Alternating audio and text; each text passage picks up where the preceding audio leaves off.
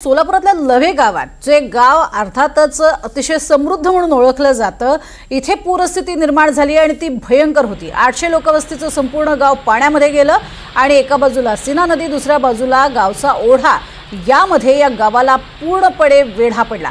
नेमकी काय परिस्थिती आहे जाणून घेतलाय, संपूर्ण आढावा घेतलाय आमचे प्रतिनिधी राहुल कुलकर्णी यांनी।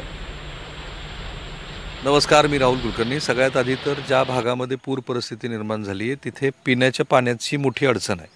त्यामुळे जे पाणी तुम्ही पित आहात ते काळजीपूर्वक प्या, प्रशासन तुमच्याकडे पाणी पुरवठ्याची व्यवस्था करणार आहे। दुसरं, ज्या ठिकाणी खाली पोल पडलेले आहेत तिथं कुणीही वीज चालू करणारच नाही प्रशासन, पण तुम्ही प्रयत्न करू नका। आता एकच गाव मी तुम्हाला दाखवतो, वानगी दाखल, कारण अशा बऱ्याच गावात आज दिवसभरात मी जाणार आहे। लव्हे नावाचं गाव आहे, इथून 12 किलोमीटर अंतरावरती परंडा आहे, इकडे 12 किलोमीटर अंतरावरती कुरुडवाडी आहे।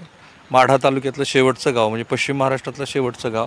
आणि मी जिथे उभा आहे इथे एवढं कमरे एवढं पाणी होतं। इथून पण 1-2 किलोमीटर अंतरावर असेल पुढे पाणी।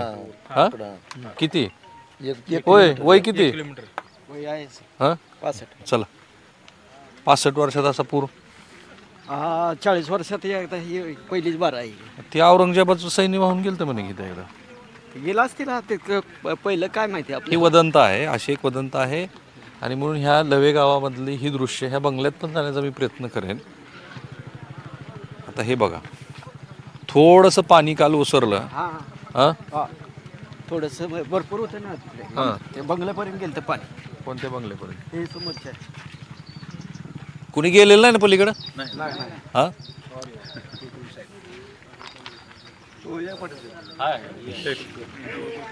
ट्रक पाण्यात आहे का पूर्ण?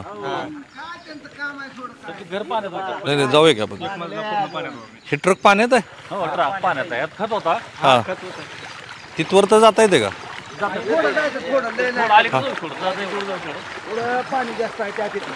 कुठं? थांबा जरा, हे बघा, हा जो फलक दिसतोय तुम्हाला, हा जो फलक आहे, हा बघा फलक, एक मिनिट, हे धाराशिव जिल्ह्याच्या स्वागताचा फलक आहे। किती असेल ती उंची त्याची? ह्याची उंची किती असेल? होय, ही जी फलक आहे त्याची उंची किती असेल ते जरा आपल्या प्रेक्षकांना दाखवा ना। हा, तेवढं पाणी होतं का? हा, त्या फलकाला टच झालं नव्हतं ना? नव्हतं टच झालं, बोर्ड पर्यंत गेलं खालच्या 30 फूट। काय झालं? काल भेट। आणि आता हे बघा, ही ट्रकच पूर्ण पाण्यात आहे।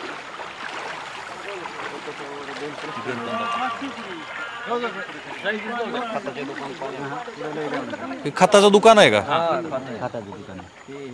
काय दृश्य आहेत बघा। मी पण आता, हा, बोल काय?